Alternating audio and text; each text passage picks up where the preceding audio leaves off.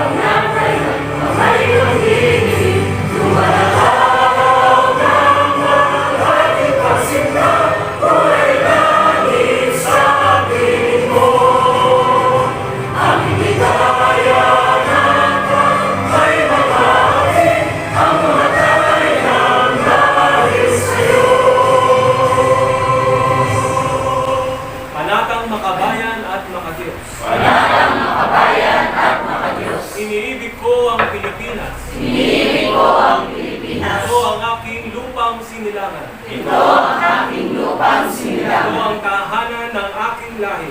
Ito ang tahanan ng aking lahi. Ako'y kanyang kinukupko. Ako'y kanyang kinukupko. At tinutulungan. At tinutulungan. Upang maging malakas. Upang maging malakas. Maligaya. Maligaya. At kapaki-pakinabang. At kapaki-pakinabang. Bilang ganti. Bilang ganti. Ay diringgin ko. Ay diringgin ko. Ang payo. Ang payo. Ng aking mga magulang. Ng aking mga magulang. At diringgin ko. At diringgin ko. Ang itong aral ng aking ama. Ang itong aral ng aking ama. Na siyang lumikha. Na siyang lumikha. Nitong langit at lupa. Nitong langit at lupa. Tutok din ko. Tutok din ko. Ang batas pangkalangitan. Ang batas pangkalangitan. At batas pangkalupaan. At batas pangkalupaan. Tutok pa rin ko. Tutok pa rin ko. Ang aking tungkulin. Ang aking tungkulin. Bilang isang mabuting mamamayan. Bilang isang mabuting mamamayan. Makabayan. Makabayan. At masunurin sa batas. At masunurin sa batas. Paglilingkuran ko. Paglilingkuran ko. Ang aking bayan. Ang aking bayan. Nang walang pag-iimot. Nang walang pag-iimot. At ng buong katapatan. At ng buong katapatan. Sisikapin ko. Sisikapin ko. Maging isang tunay na Pilipino. Maging isang tunay na Pilipino. At magsisikap. At magsisikap. Na maging ganap. Na maging ganap. Na anak ng Diyos. Na anak ng Diyos. Sa isip. Sa isip. Sa salita. Sa salita.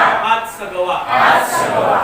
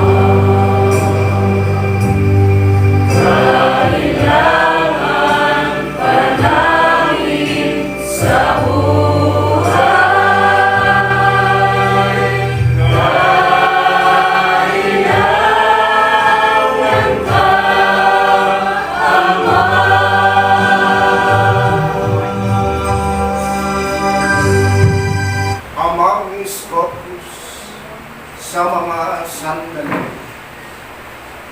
kami po ay nagkakatipong magkakapatid upang sa inyo ay magtukoy ng pag-ibig at mamitagal. Tuloy pasalamatan sa mga biyayang kaloob niyo sa amin. Mga pagpapala gabay at pamamahay na dulot ng inyong pag-ibig at pagmamahal sa aming mga anak ninyo na pinili at hinihiran. Ang aming awit ng pagpapuri nawa ay magsilbing senso at kamangyan na pansoo sa inyong kadakilan. Nasa inyo po may aming iniakan. Amen.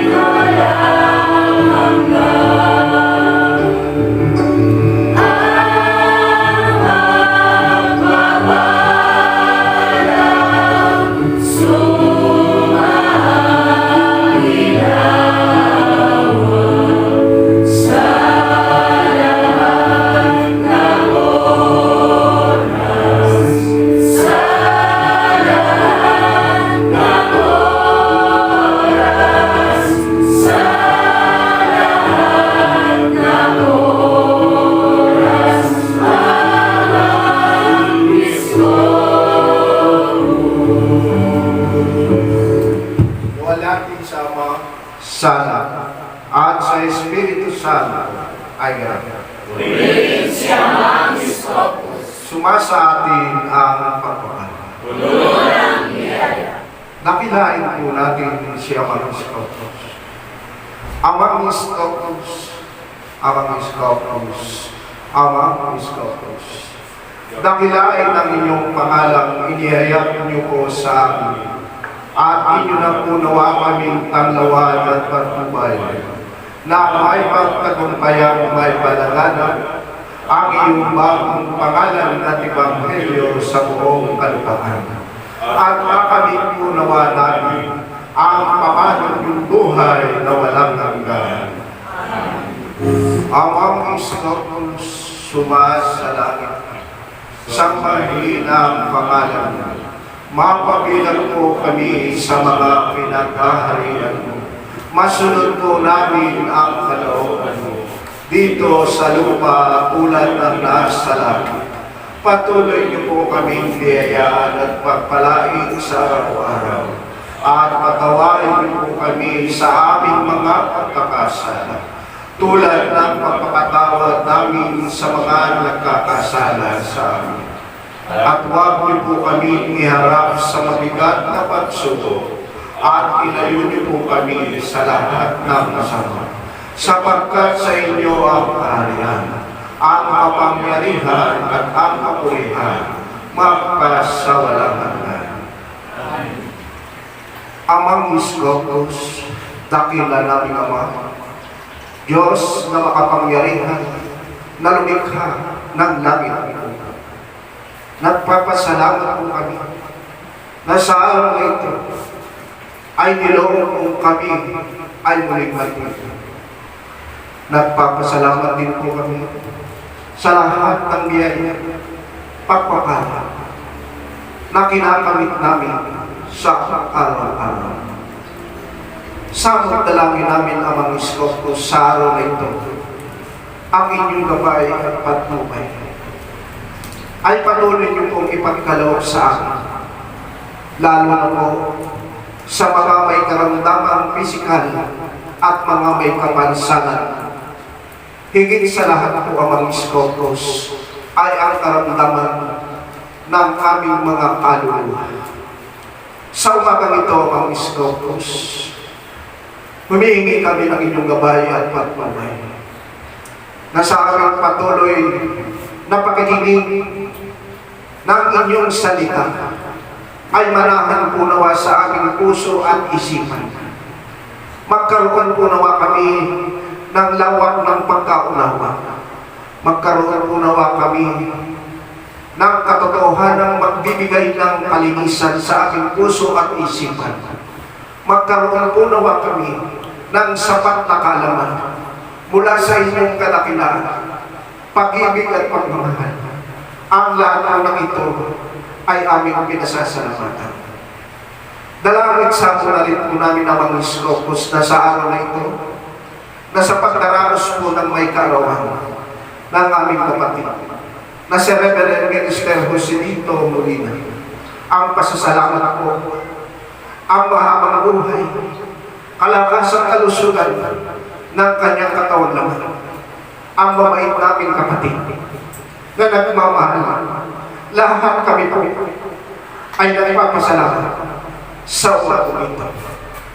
Sa dalangin rin po namin ang mga Iskopos, ang gabay at patnubay sa aking punong tagapamahala na si Reverend Minister Heriberto Calantati. Alam namin na ang inyong paglingang at pagmamahal sa amin ay hindi mawawalay. Gayon din naman sa aming Pangulo ng Bansang Pilipinas, bilang ito ang bagong nasalin na inyong kinalugdan. Nawa po ang mga Iskopos, ang Pangulo ng Bansang ito na si Rodrigo Roa Duterte ay pagmulan ng kagandahan, kapakinabangan, kahinahunan at kapuan. Naway makita sa kanya ang tunay na lingkod ng Diyos. Gayon din naman ang kanyang mga tagapamahala bilang kaalyado ng sambayan ng Pilipinas. Ang lahat ng ito ay kasalamat namin sa dalangin na rin ang mga Iskopos. Sa kapurihan ng inyong anak na si Jesucristo na aming Panginoon at aming tagapagligtas, at sa kapurihan ng inyong banal at bagong pangalan sa Espiritu at sa katotohanan, Iskopos Kalis Bilisan, ngayon at magpasawalang hanggan. Amen. Gabay at pamatnubay, biyaya at pagpapala ni Amang Iskopos ay sumasa atin sa umaga ito. Maraming salamat po, Amang Iskopos.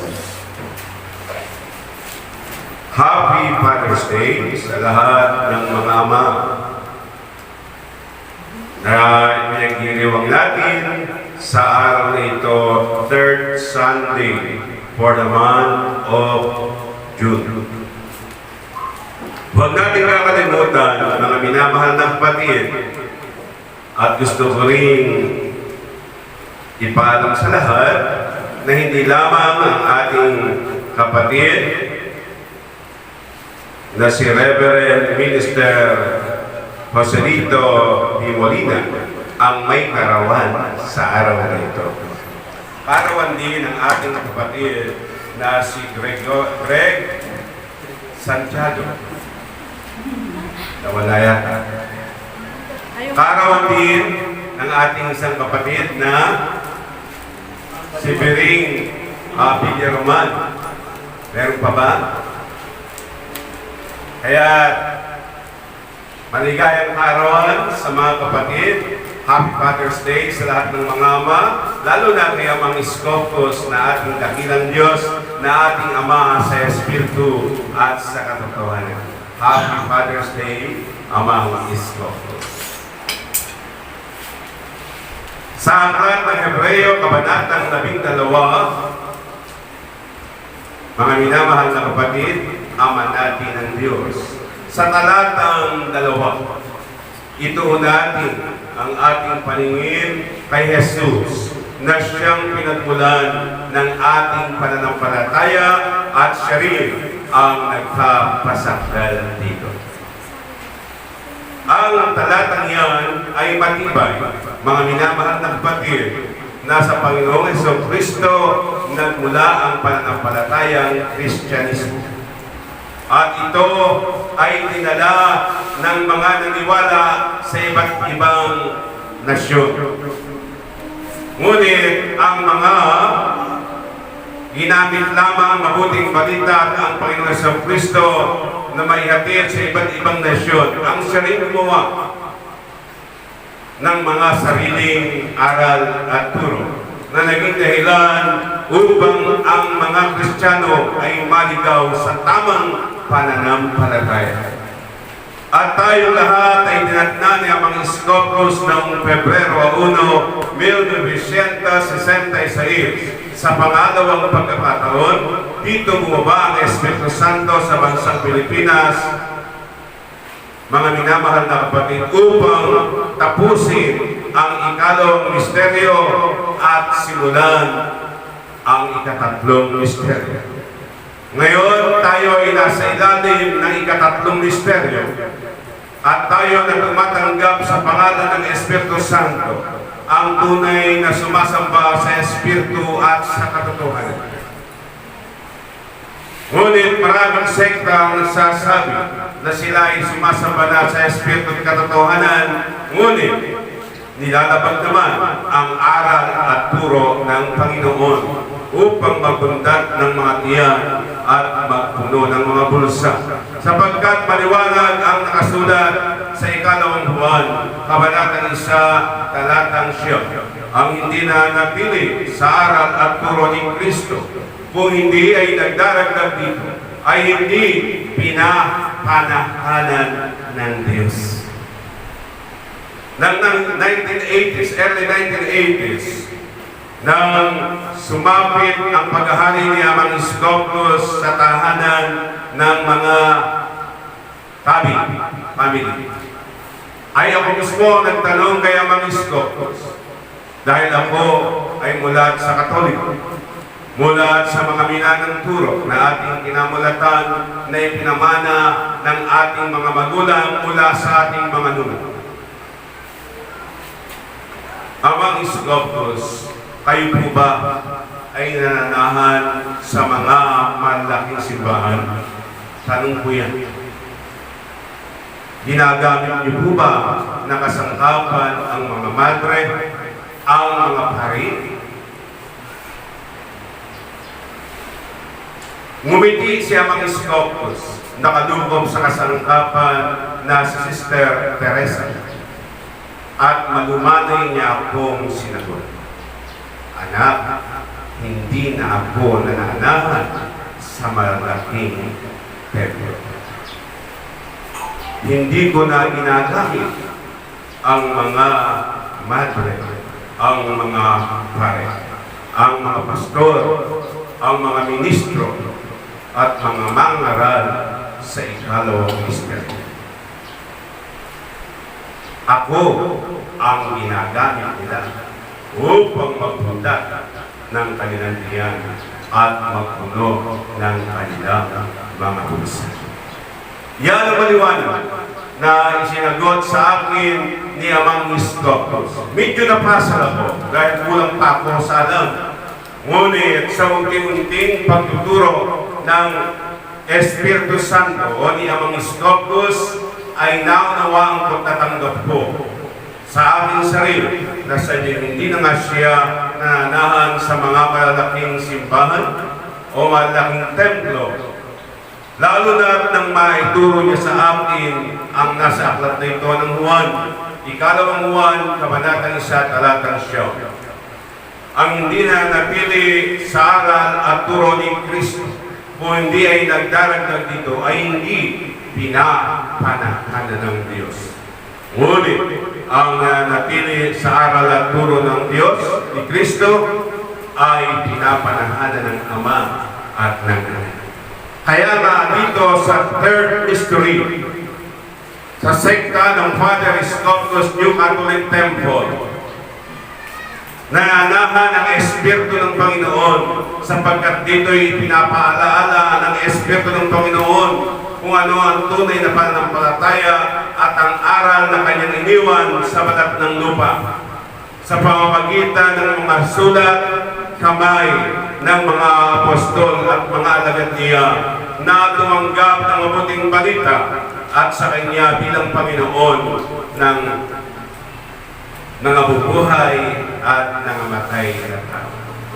At dito rin natin naunawaan na ang nangabubuhay at nangamatay na tao ay hindi ang mga nasa libingan at hindi ang mga nabubuhay ngayon, kundi ang tinutukoy na nangabubuhay at nangamatay na tao na kanyang hukuman ay ang mga taong buhay, ang katawan, kumakain, umiinom, ngunit patay ang pananampalataya. Ay tinuturing ng Diyos ng mga patay. At akin ang nabanggit sa mga naunang pamahayag ng katotohanan na ang patay ang pananampalataya at patay ang kaluluwa. Ang patay na kaluluwa ay kulay itim pag nakawala sa kanyang toldang tinatahanan, sa kanyang katawang tinatahanan. At ang kaluluwang buhay ay kulay puti pag nakawala sa kanyang katawang tinatahanan. Kaya bago mangyari sa atin ang pagkamatay ng ating katawan, sikapin natin ang ating pananampalataya sa Espiritu at katotohanan sa pangalan ni Amang Iskoptos ay mabuhay. Kaya mabubuhay lamang ang pananampalataya ng mga taong tunay na sumasamba sa Espiritu at katotohanan, ang nagpapasakop at tumanggap sa pangalan ng Espiritu Santo kung may pandinig kayo ay makinig sa sinasabi ng Espiritu sa mga iglesia. Kaya tayo tinitipon sa ganitong araw ng Sabat upang tayo mag-aral, upang tayo ay turuan, upang ang ating kaisipan na walang alam sa katotohanan ay magtamo nito. At tayo ngayon na tumanggap sa pangalan ni Amang Iskoptos ang ganwang Pang-Kristo.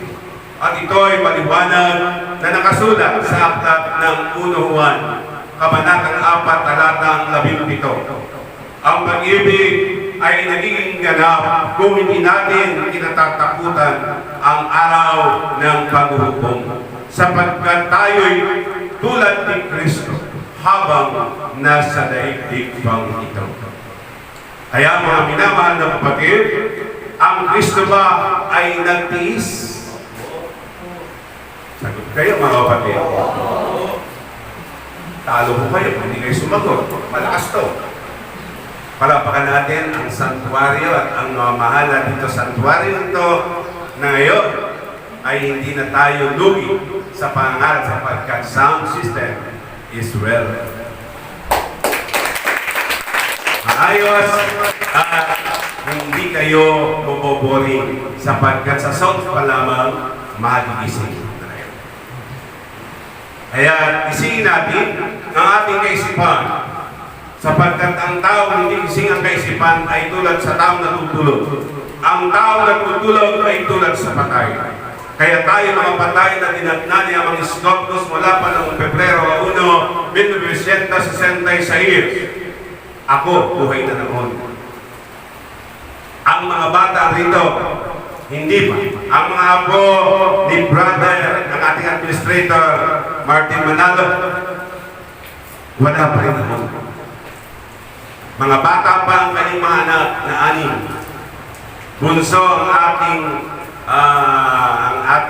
kapatid na doon, at ang kanyang mga kapatid, binata pa noon. Ngayon, yung mga bata noon napalitan na ng mga apo. Ang mga kabataon nung kami magsimula rito, 1985, right? Anong taon tayo?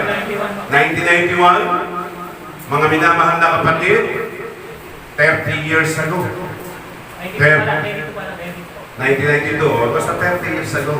Okay?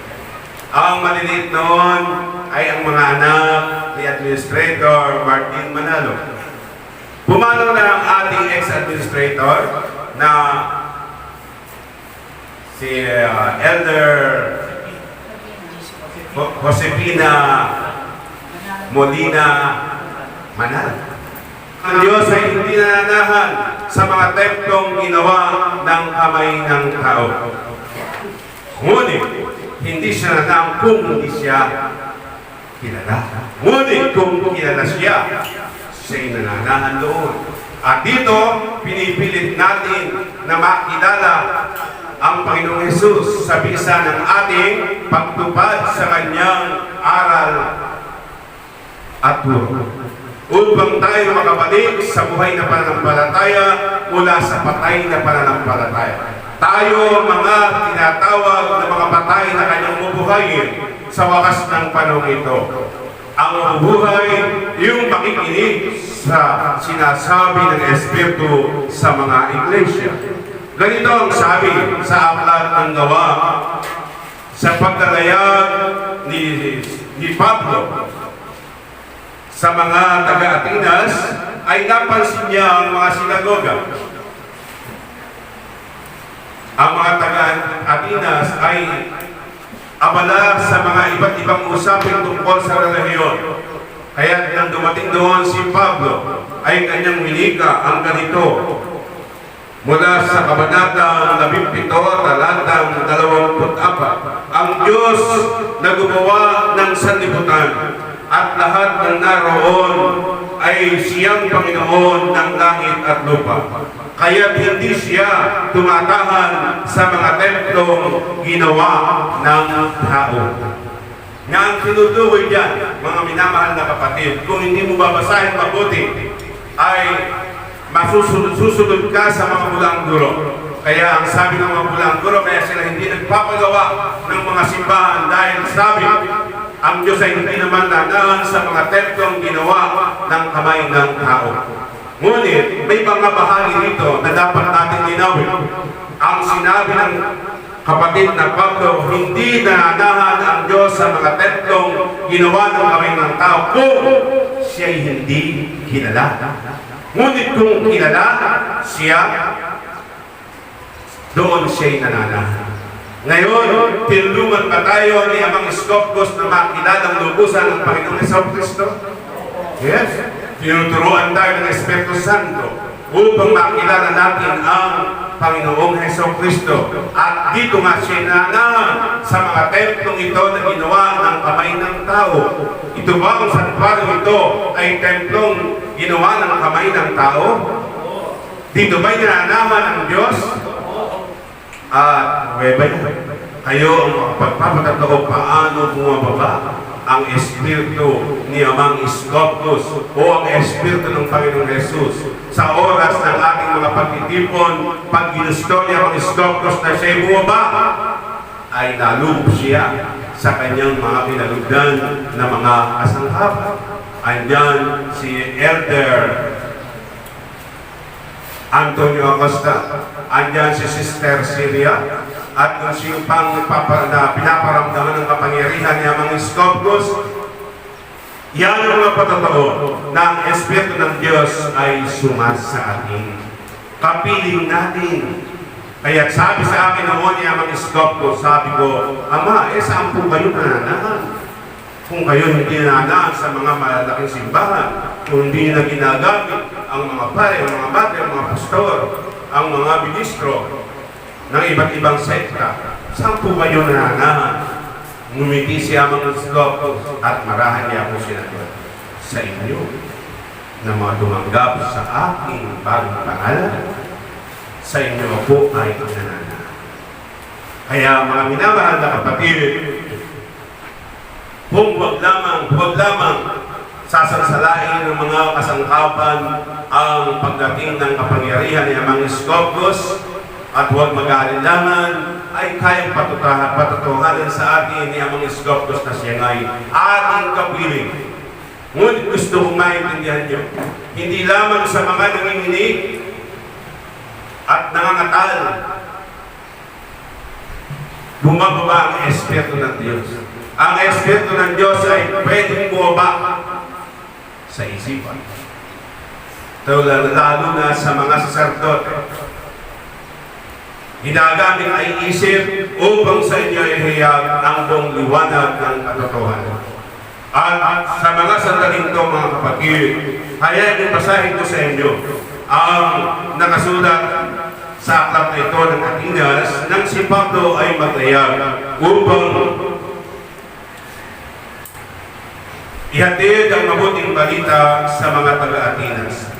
Habang sila ay hinihintay ni Pablo sa Atenas, verse 16 ng chapter 17, napansin niyang puno ng mga Diyos-Diyosan ang lungsod at nag-init ang kanyang kalooban. Kaya nakipagtalo siya sa mga Hudyo at sa mga Hentil na sumasamba sa Diyos doon sa kanilang sinagoga at sa sinumang makatagpo niya sa liwasang bayan araw-araw. At nakatalon niya rin ang ilang pilosopong Epicureo at Estoico. Ano ba ang ibig sabihin sa atin na nagmamarunong na ito? Anong ilan? Sabi naman ng iba, nangangaral yata tungkol sa ibang mga Diyos. Ang pinapangaral ko ba sa inyo yung ibang Diyos? Hindi, mga kapatid. Si Jesus na ating kinamulatan ay siya rin, siya ang Iskopos na siyang sumasa atin at ibinabalita natin sa sangkatauhan sa buong kalupaan. Ito ang pinabalita ng mga lingkod niya, mga Iskopos na tumanggap sa kanya sa Espiritu katotohanan at sa bagong pangalan ay nagpupuri, dumadakila at nananalangin upang mariyag ang buong liwanag at ang buong katotohanan na marapat sumaating mga sumasamba sa Espiritu at sa katotohanan. Kaya kung hindi kayo sasamba sa tunay na kahulugan, pagsamba sa Espiritu katotohanan ay hindi nyo ito matakamot, sapagkat ito'y pagkakaloob lamang ni ang Iskopos sa mga may pandinig at nakikinig sa sinasabi ng Espiritu sa mga iglesia. Taas nga ang kamay ng mga iglesia. Marunong na tayo, nakakaintindi ng lahat. Noon, pag sinabing taas ang kamay, ayaw magsitaas ang kamay kasi hindi naintindihan kung ano ibig sabihin ng iglesia. Salitang Kastila na ibig sabihin sa wikang Tagalog sa pagpapaunawa ng Espiritu Santo, mananampalataya. Dito lamang sa sekta ng Father Scopus, New Catholic Temple, at sa loob ng kanyang ministeryo at ilaw, na ipapaunawa ang tunay na kahulugan ng Iglesia. Kaya lahat ng naniniwala kay Jesus ay Iglesia ni Cristo. Ngunit kung sa second ministry pa tayo, aasa, wala nang kaligtasan. Kaya bumaba ang Espiritu ng Panginoong Jesus sa pangalawang pagkakataon at dito sa Pilipinas siya bumaba noong Pebrero 1, 1966 upang buhayin ang pananampalatayang patay. At ang mabubuhay lamang na pananampalatayang patay ay makikinig sa sinasabi ng Espiritu sa mga iglesia. Sapagkat dito ipapaunawa ng Espiritu Santo ang buong katotohanan. Magbibigay siya ayon sa kanyang narinig at ipapahayag ang mga bagay na darating. Kaya huwag natin nakalimutan, may magtatanong sa inyo, paano man yung kahit katotohanan na bumababa ang Espiritu ng Diyos? Ang nabangal ngayon, biblikal. Para ikaw ay manalo, kailangan magaling ka rin sa Biblia. Dahil ang lahat ng mga panghikayat sa tao ng mga bulangguro ay yung kagalingan sa Biblia. Kagalingan ng mga himalang gawa-gawa. Kung kaya naman, sinasabi ko sa inyo mga minamahal na kapatid, kahit ang mga hingira ay maililigaw pa ng mga bulangguro. At marami nga sa mga tumanggap kay mga Scopus ay niligaw pa rin ng mga bulangguro dahil sa galing ng kanilang kaluhanungan sa Biblia. Kung kaya naman, hindi si Pablo, hindi si Pedro, hindi ang mga apostol na tao na alagad ng Panginoon sa ikalawang misteryo, ang ating ehemplo, ang ating modelo ay ang Panginoong Jesucristo. At si Jesus ay hindi nagmagnong sa Biblia. Si Jesus ay hindi nagmagaling sa Biblia. Kung kaya naman, ang itinuturo sa atin ni Amang Iskoptos ay kaamuan. Alisin ang kapalaluan at kataasan. At iyan, kapalaluan at kataasan ay makakita nyo sa mga taong naglalaban-laban at nagtutuligsaan pagalingan sa Biblia. Ang nakikipagmagalingan sa Biblia, makasan libutan. Hindi yan sa Diyos. Dahil hindi pinakita ni Jesus ang halimbawa ng pag-umarunong sa Biblia. Sapagkat alam niya na hindi siya paniniwalaan. Kung siya man ay tinanong, sumagot lang siya at di na siya umimik. Ngunit si Pablo ay nakipagtalo. Si Tomas, si San Pedro ay nakipagtalo. Bakit? Pagkat sila tao. Hindi sila ang modelo na dapat sundan ng marami. Lalo na sa pangangaral. Si Jesus ang ating modelo sa pangangaral. At si Jesus ay hindi nagmagaling, hindi nagmarunong. Siya'y nagpakamangmang, gayon nasa kanya ang buong karunungan ng Amang nasa langit. At huwag natin kakalimutan na itong si Jesus, ang panganay nating kapatid ayon sa laman. At ito rin si Amang Iskoptos naman, ang ating ama ayon sa Espiritu. At si Jesus ang nagsabi, nakasulat sa aklat ng Juan, Kabanatang 10, talatang 30, ako at ang Ama ay isa. Ang nakakita sa akin ay nakakita na sa Ama. Yan ang maliwanag na sinabi niya kay Tomas nang siya'y tanungin ni Tomas. At gayon din ang kanyang ipinaunawa kay Felipe. Nang hingi ni Felipe, ay pakita rin ang Ama sa kanya, masisiyahan na sila. Ngunit sumagot ang Panginoon, Felipe, matagal niyo na akong kasama, tiyak at di mo pa ako nakilala. Ang nakakita sa akin ay nakakita na sa Ama. Yan ang maliwanag na sinabi ng Panginoon kay Felipe. Kaya mga minamahal na kapatid, kung dumating sa inyo mga bulang mga ngaral na tayo ay sumasamba sa Diyos-Diyusan,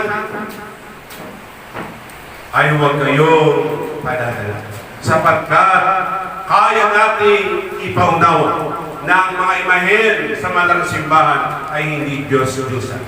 Mali lamang ang naging pamaraan ng mga bulaang guro. Kung kaya nangyari at naganap ang nakasulat sa aklat ng Roma, Kabanatang 1, talatang 25. Tinalikta nila ang katotohanan at pinalitan ng kasinungalingan. Mas sinambang nila lang kaysa lumalang. At huwag natin kakalimutan din ang nakasulat sa aklat na Roma chapter 14, verse 23, last sentence. Kasalanan ang mga gawang hindi naaayon sa pananalig. Na ano ang ibig sabihin noon mga kapatid? Kasalanan ng mga gawang hindi naman aral at turo ng Panginoong Heso Kristo. May katwiran ba si Amang Iskoptos na siya dumating noong Pebrero 1, 1967 na sa kanyang sabihin ang dinatnay niya ay daigdig ng mga patay.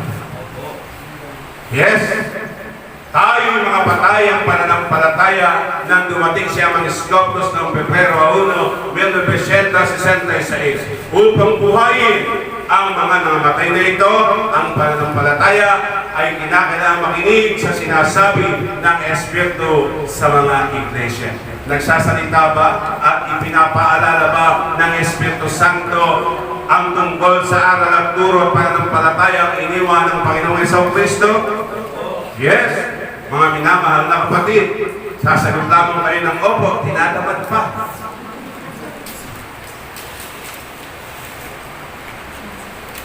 Pagka kayo nag-aahin ng masasarap na pagkain, nangungusap ang mata sa sarap, pero hindi may mukha ang bibig kasi naiiyak. Diba? Pero nasa mata kasi naiiyak. Ganyan din naman sa araw na ito, mga kapatid, hindi lamang sa literal na pagkain tayo dapat magpakabusog at masarapan. Higit ang ating pagnanais dapat sa pagkain espiritual na inihahain sa ating ni Amang Iskoptos kung araw na linggo ay magkaroon tayo ng pananapit upang ang ating kaalaman ay madagdagan. Ang ating karunungang pangkalangitan ay umunlad at ang ating kapamaraanan sa pananampalataya sa Espiritu at katotohanan ay may tamang lubusan. Sapagkat kung hindi natin ito gagawin, hindi tayo magtatagumpay. Sapagkat ang magtatagumpay lamang ay ang susunod at makasusunod sa Panginoong Jesucristo. Huwag natin kakalimutan ang nakasulat sa aklat ng Hebreo, Kabanatang 5, Talatang 8 at 9. Bagamat siya anak ng Diyos, natutuhan niya ang tunay na kahulugan ng pagsunod sa pamamagitan ng pagtitiis. Tayo ba ay tinuturuan niya ang iskopos ng pagtitiis? Yes. Kaya tandaan, sapagkat nang maganap niya ito, siya'y naging walang hanggang tagapagligtas ng lahat ng sumusunod sa Kanya. Tinuturuan ba tayo niya ang iskopos na sumunod sa Panginoong Jesucristo? Yes. Sapagkat sa silong ng langit, walang ibinigay na pangalan sa ikaliligtas ng tao maliban sa pangalan ni Jesucristo. Mababasa natin yan sa aklat ng Hebreo, Kabanatang 4, Talatang 12. Basahin nga natin, mga minamahal na kapatid. Ang sabi rito sa aklat ng Hebreo. Sa gawa ba? O sa gawa, Kabanatang 4, Talatang 12. O 12. Yes. Ang sabi, kay Jesucristo lamang matatagpuan ang kaligtasan, sapagkat sa silong ng langit ang kanyang pangalan lamang ang ibinigay ng Diyos sa kaligtas ng tao. Sa second mystery, wala nang maliligtas, sapagkat mas sinusunod ng tao ang utos ng mga bulaang guro. Kaya tayo dinatna ng Espiritu Santo noong Pebrero 1, 1966 ay pinahayag niya na ang dinatnan niya sa kalupang ito ay mga patay. At sa wakas ng panahon, sa huling tulog ng pakakap, sa isang iglap, sa isang sandali, mabubuhay ang mga patay. Nakasulat yan sa aklat ng Thessalonica. Maging handa sa pagdating ng Panginoon. Ang isang iglap, it will count years. Sapagkat ang 1,000 taon sa tao, isang araw lamang sa Diyos. Kung kaya nga, yung isang iglap sa Diyos, it will count years sa ating tao. It will count years. At ngayon,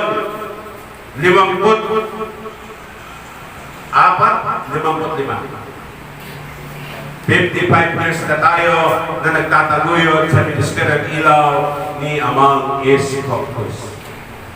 Kaya sikapin natin, pagka ang ating pinag-usapan kung kailan ba darating si Amang Iskopos, pwede natin gawing haka-haka. Yung 40 years bago nakapasok sa lupang pangako ang mga Israelita, lagpas na tayo roon. Pero hindi pa tayo nalagpas doon sa panahon ni Noah. Nang dumating ang baha after 100 years na paggawa sa daong. Kaya kung sa 100 years ang nakatakda at doon magtatapat ang bilang ng mga anghel at ng mga hinirang ng Diyos mula sa bansang Israel at bansang Hentil o bayang Israel at bayang Hentil ay si Amang Iskopos ang nakakaalam. Kung kailan yun magtatapat ay doon siya darating. Ngunit ang sa atin ay haka-haka, baka naman ito ay iparig sa panahon ni Noe. 100 taon na ginawa ni Noe at ng kanyang sambahayan ang daong bago dumating ang baha. Edad 60 nang siya ay sumakay sa daong. Edad 600 siya. 600 years old siya nang sumakay sa daong. Nang bumaba, siya ay 62. 601. Isang taon sila sa daong. Pero 100 taon na ginawa ang daong bago dumating ang baha. Kaya kung yun ang magiging pagtsantsa natin sa pagdating ni Amang Iskopos, meron pa tayong 45 years. That years, after 45 years, I hope buhay na buhay pa. Katulad ni Administrator Martin, 72, pero malakas, matikas, at makisig pa rin. 73 na? O, 73 na pala. Kaya tanda natin mga kapatid, ang buhay ay kaya nating pahabain sa tulong ni Amang Iskopos kung tayo mismo ang tutulong sa ating sarili. Ngunit kung kayo na mismo ang luluhati sa inyong katawang laman bilang templo ng inyong espiritu na mula sa Diyos, ay mamamatay kayo bago kayo magsisenta. Mamamatay kayo at makalalaya ang inyong kaluluwa sa templong tinatahanan niyan bago kayo mag-70. Bago kayo mag-80. Pero ako, gusto ko, lumagpas pa ako ng 120. Dahil at the age of 20, baka sakali nandito pa ako bago dumating si Amang Iskopos. Now, I'm 66. Now, I'm 66. Ilang taon pa, konti na lang ang aking hintayin. Kung naidaos ko ang 42 years, mula ng 1982. Gusto ko doon, 18. Ay, hindi naman 18 pa rin lang. Ang natanda lang sa atin ay ang ating pisikal, pero ang ating damdamin, hindi yan natin. Diba, Sister Maria Victoria? Dalawang ating Maria Victoria dito. Hupano at saka Santiago. Kaya, tandaan natin, mga minamahal na kapatid, huwag natin kakalimutan na tayo ngayon ang gagampang Kristo. At kung tayo ang gagampang Kristo, ay hindi tayo mahihirapan. Bakit?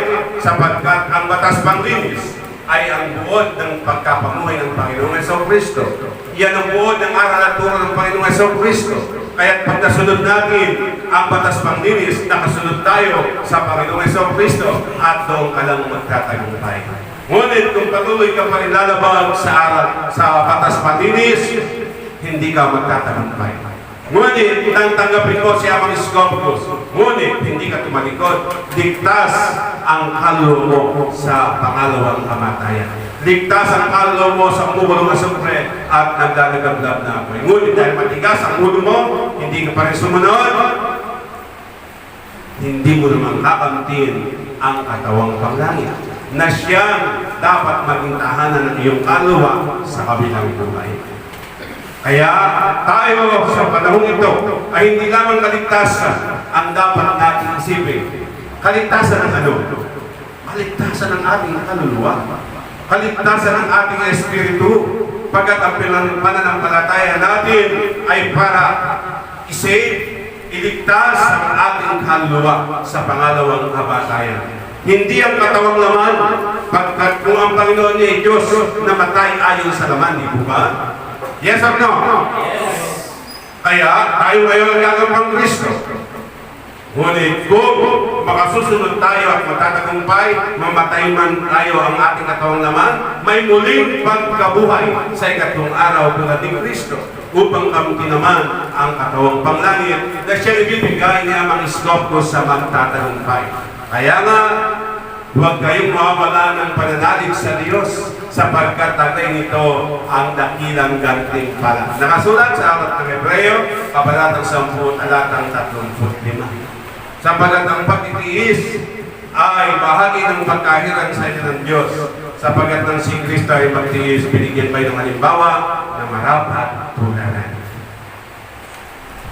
1 Pedro, chapter 2, verse 20. Kaya sikapin natin, mga minamahal na kapatid, sadya ba hindi na kailangan ang mga santuaryo? Hindi na ba kailangan, mga kapatid? Kailangan. Okay? Pero hindi nagdedemand ang Diyos. Hindi siya nagdedemand. Ang hinihintay niya yung pusang pagsisikap ng mga hinirang. At si David na kanyang lingkod nangarap sa kanyang Diyos. Sapagkat siya'y nakatira sa isang palasyo na yari sa mga sentro, kahoy na sentro, na mamahaling kahoy. Ngunit ang Diyos at ang kanyang tipan, kabanang tipan ay nasa tolda lamang. Ganito ang pangyayari sa Aklat ni Samuel, kabanatang 7, ay maliwanag ang pangyayari sa buhay ni David. Samuel. Ikalawang Samuel, kabanatang 7. Mula sa talatang 1, si David ay panatag ng nakatira sa kanyang bahay. Sa tulong ni Jehova, hindi na siya inambala ng kanyang mga kaaway. Tinawag niya si Nathan at sinabi, nakikita mong nakatira ako sa tahanang Cedro. Ngunit ang kaba ng tipan ay sa tolda lamang. Sumagot si Nathan, isagawa mo ang iyong iniisip sapagkat si Jehova ay sumasa iyo. Ngunit ng gabing iyo'y sinabi ni Jehova kay Nathan, ganito ang sabihin mo kay David, ipagtatayo mo ba ako ng tahanan? Mula nang ilabas ko sa Ehipto ang Israel, wala pa akong bahay na masasabing akin. Hanggang ngayon, tolda pa ang aking tahanan. Kahit lagi akong kasama ng Israel, wala akong sinabing anuman sa sirumukong tungkol sa tahanan ng Cedro na dapat kong tirahan. Gayong ako ang pumili sa kanila upang pumahala sa aking kawan. Sabihin mo rin sa likod kong si David ang salitang ito ni Jehova. Kaya mga kapatid, hindi nagdedemand ang Diyos. Ang hinihintay niya yung pusang loob na pangangarap ng tao para sa Kanya. At tayo ay nangarap na may pagtayo natin siya ang skopos na mga tahanan. At ito, kung tawagin natin, ay mga sanctuaryo. At dito, sa Mabalacan, Pampanga, sa pangunguna ng inyong mga lingkod at sa pagsilang ng ating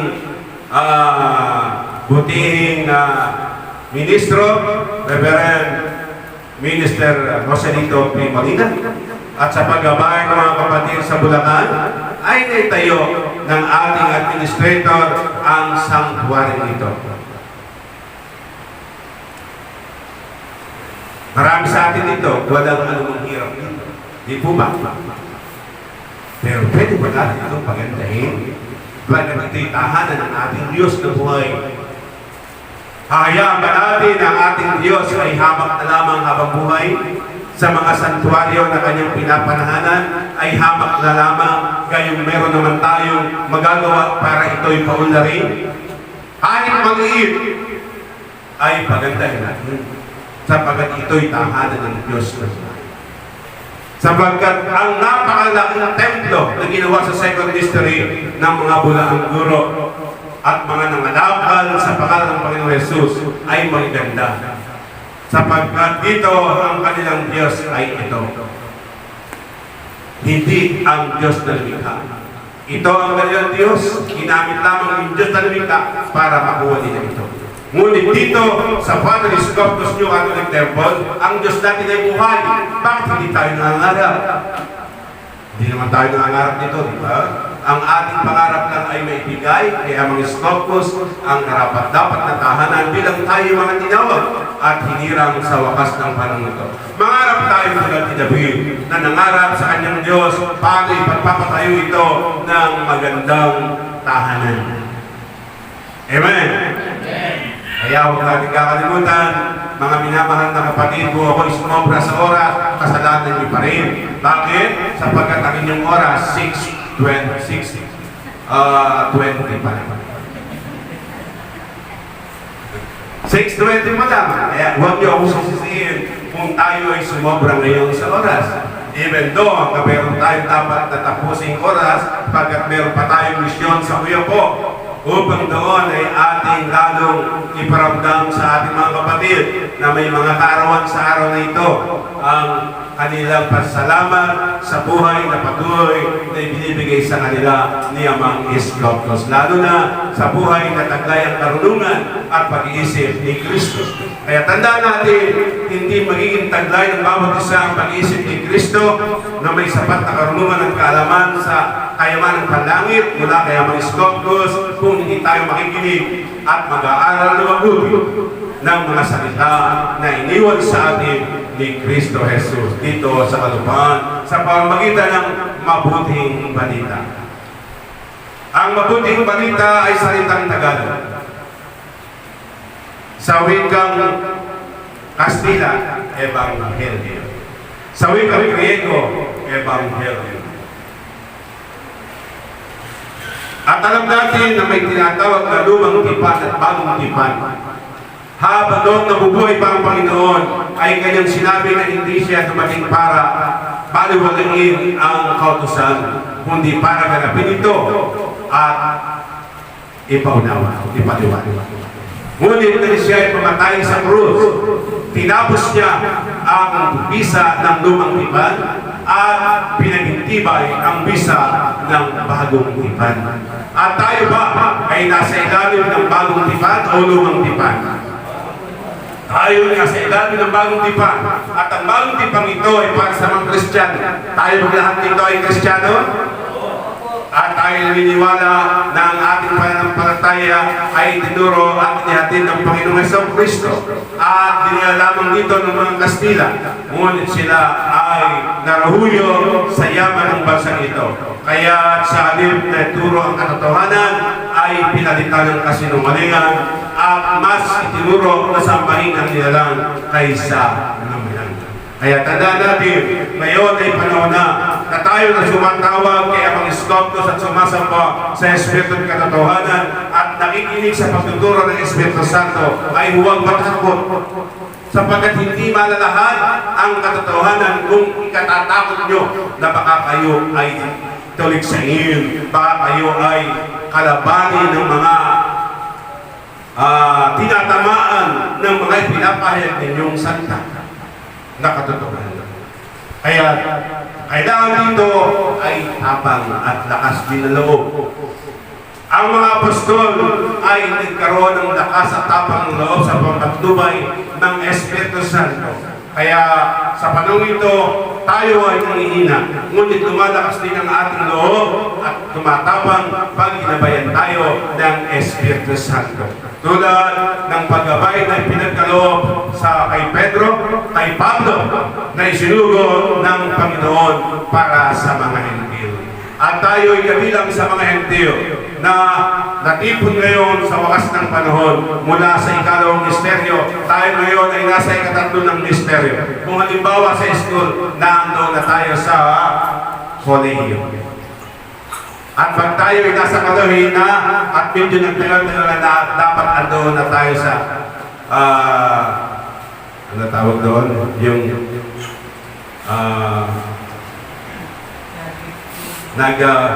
nagpupuan, katulad ni Berg Suba, ni Minister Suba, ha?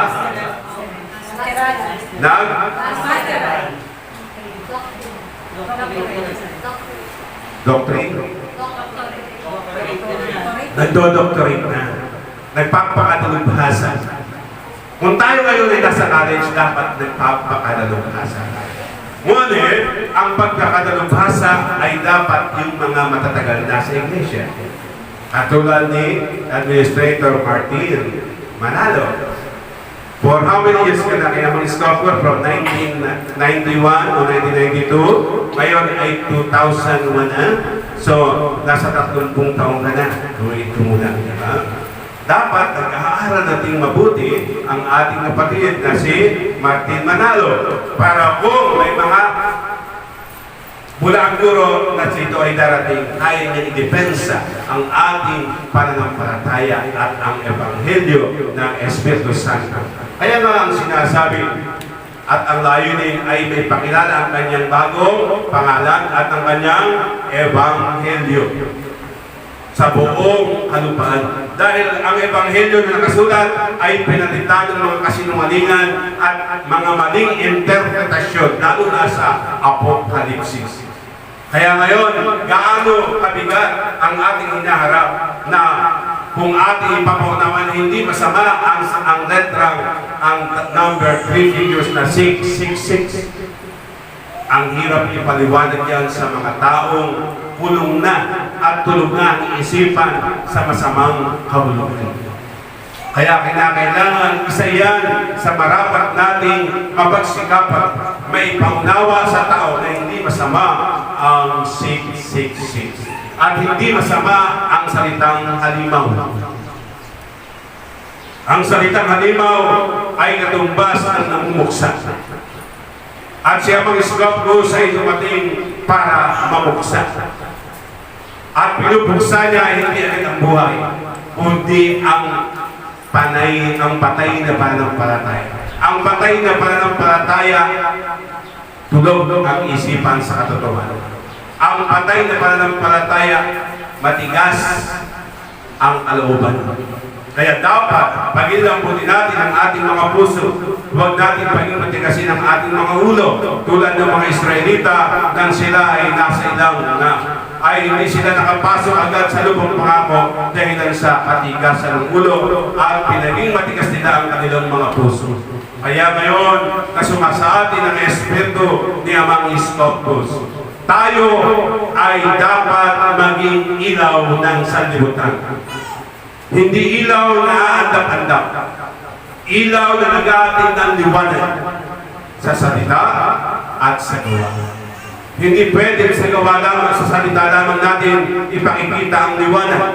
Kung paano si Kristo ang tinawag ng ilaw ng sanlibutan, ay maging ilaw rin tayo ng sanlibutan ito sa pananalita, sa kaasalan at sa gawa. Ay makita rin sa atin ang liwanag na marapat makita bilang mga Kristo na gagampan sa wakas ng panahong ito. At the absence of our dear provincial minister, Reverend Rawayosa, na ngayon ay nasa Baguio, andyan naman ang kanyang misis na hindi tayo pinabayaan. Kasama natin siya bilang habiyak ng puso ni Reverend Minister Rawayosa. Ay andito tayo natitipon upang alalahanin muli ang katotohanan na inihayag ni Kristo na tinakluban ng kasinungalingan ng mga bulaang guro. Samot na lang po namin ang Scorpius ang kagalingan nila sa kanyang tagay ng karamdaman at kapansanan dirika ng mga kasapunaan na nangyayari sa buhay. Amang Scorpius, pagpalain po sila at patawarin niyo po ang mga kapatid at naman ang kanilang mga nagawang kasalanan sa iyong harapan. Apekati ang naidulot sa iyong banal na Espiritu, samo po namin ang iyong pagpatawad para sa kanila. At samo rin namin ang ang kanilang magalingan sa kanilang mga taglay na karamdaman at kapansanan. Amang Scorpius, pinagpapasalamat po namin muli ang kaarawan ng mga kapatid na may ipagkaloob po ang buhay, kalakasan at tibay ng pangatawan para sa mga kapatid namin na nagdaraos ng kanilang kaarawan sa araw na ito na si Reverend Minister Rosalito Molina, ang aming kapatid na Greg Santiago o Brother Juan, at yun din ang aming kapatid na si Biring Villaroman na taga-Baliwan. Ay pagkaloob po ang mga Scorpius sa kanila ang buhay at kalakasan at magkaroon pa sila ng maraming kaarawan at katatagan sa pananampalataya sa iyong banal na Espiritu at banal na pangalan Scorpius Canalis Nilisan.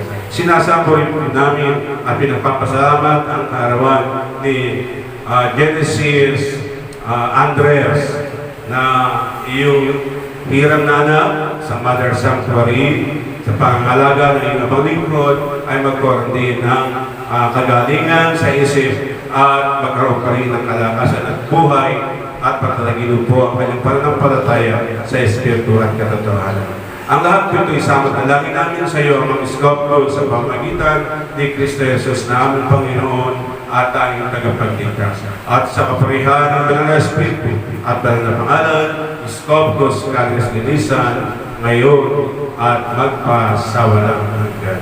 Amen.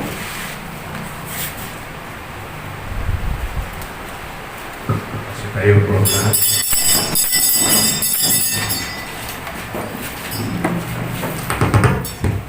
When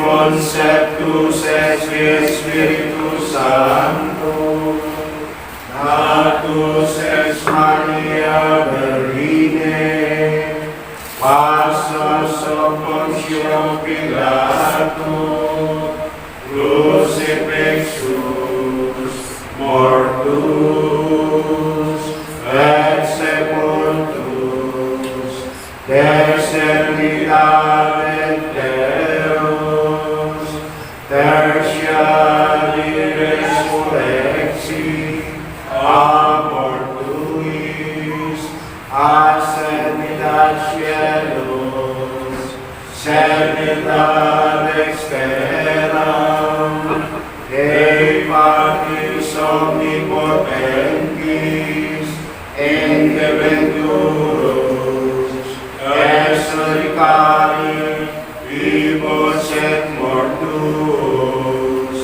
credo in Spiritum Sanctum, Sanctam Ecclesiam Catholicam, Sanctum Communionem, Remissionem Peccatorum, Carnis Resurrectionem, Vitam aeternam.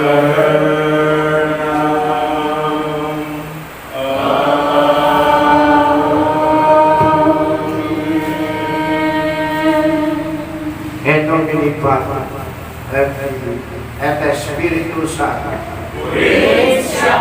sumasapi ang Syria, thank you sa pagbibigay mo. Pagkakataon na hindi ko sama, makita kita ngayon paano ka ginagawa. At nakita ko, yay,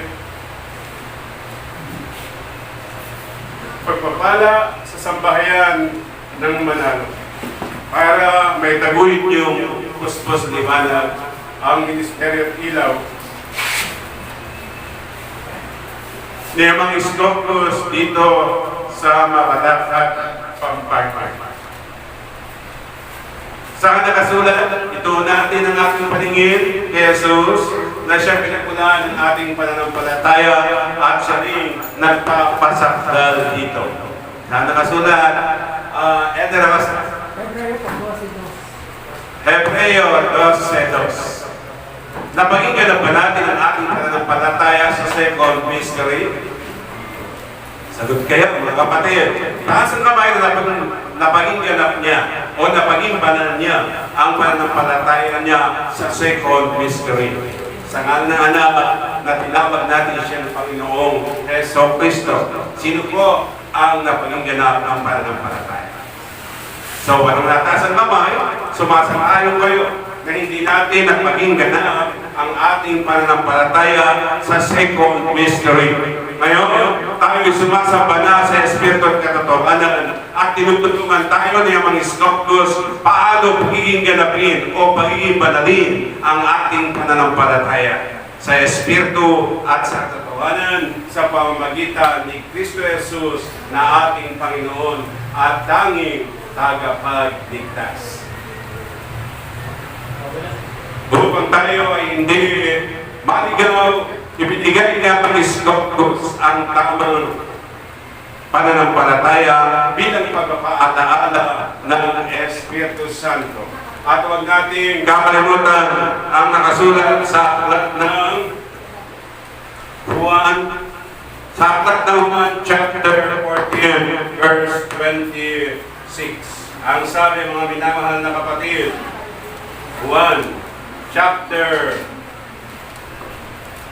14. Nasa kaya din pa isa sa akin o nandito? Nasa battery. Ang sabi sa chapter 14 ng aklat ng Juan,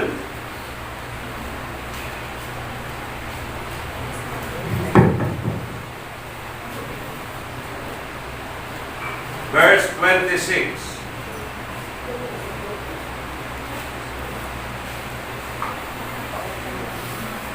Ngunit ang patnubay, ang Espiritu Santo na susugoy ng Ama sa pangalan ko, ang siyang magtuturo sa inyo ng lahat ng bagay at magpapaalaala ng lahat ng sinabi ko sa inyo. Pinapaalala ba niya mga Iskoptos ang lahat ng aral at turo ng Panginoon? Yes, pinapaalala. At upang tayo ay paging ganapin sa ating pananampalataya o paging sakdalin ang ating pananampalataya. Andito pala si Administrator Adorasyon ng Balagtas. Ng Balagtas. Ang sabi mo sa akin, Elder Oman, ay mga 5 lang o 6 kayo sakyan. 2 sasakyan pala kayo. Surprise po. Surprise. Surprise po yung isa. Senior na lang po. Ay. May birthday ang may ano. Kay Juan, kay Santiago. Bakit po niyang natin? Brother, kay Greg Santiago, Brother Juan. Nakilala ba natin ang Panginoon sa second mystery? Ano, pagkakaiba ng nalaman ng pangalan sa nakilala?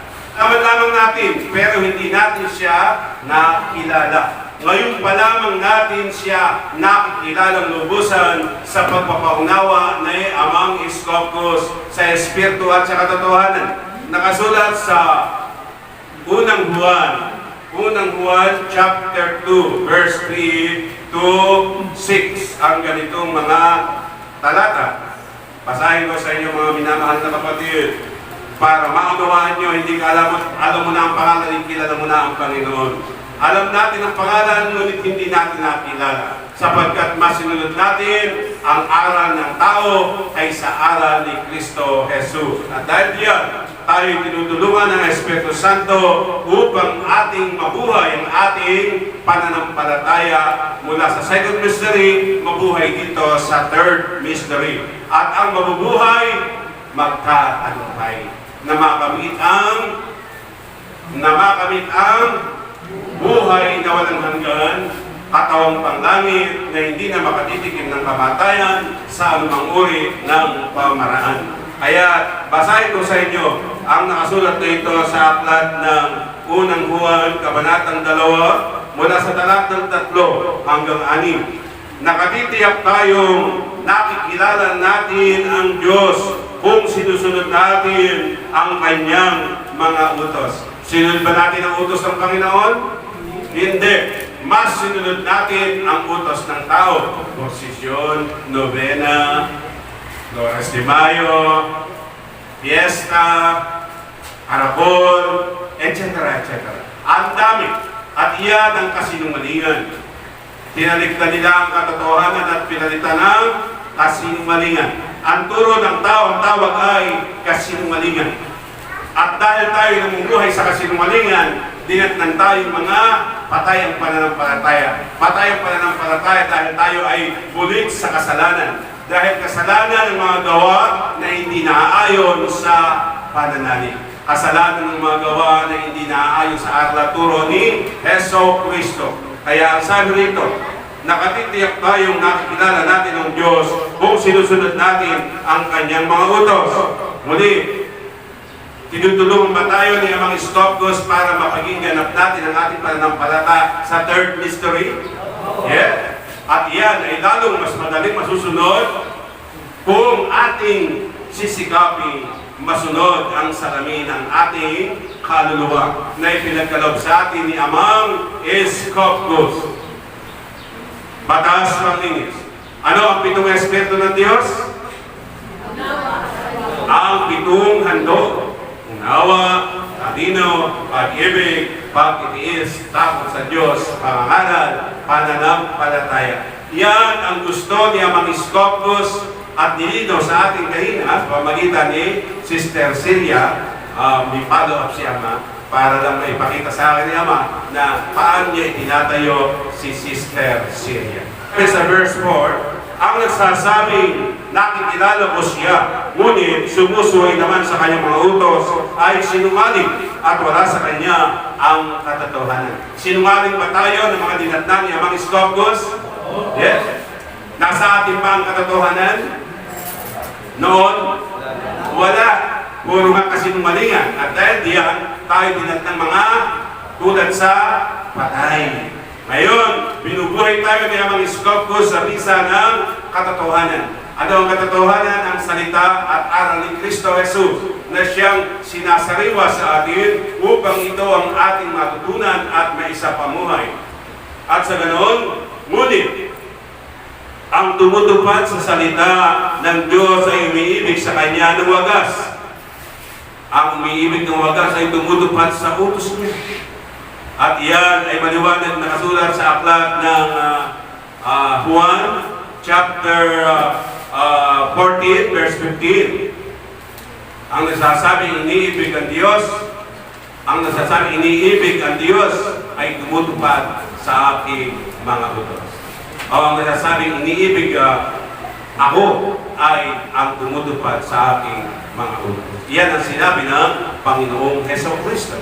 Kaya hindi natin naibig ng katotohanan si Jesus. Ngunit ngayon, may papakita natin kay Amang Iskopos na kaya nating mahalin at ibigin si Kristo Jesus bilang ating panganay na kapatid na dapat nating sundan upang tayo magkamit ng kaligtasan. At dahil diyan, mga kapatid, ngunit ang tumutupad sa salita ng Diyos ay umiibig sa Kanya ng wagas. Ganito natin nalalaman na tayo ay nasa Diyos. Ang nagsasabing nananatili sa Diyos ay dapat mamuhay tulad ng pagkapamuhay ni Heso Kristo. Tayo ba ngayon ang mamuhay tulad ng pagkapamuhay ni Jesus? Yes, sapagkat si Amang Iskopos ang nagsasabi sa atin na tayo ngayon ang gagawang ni Kristo.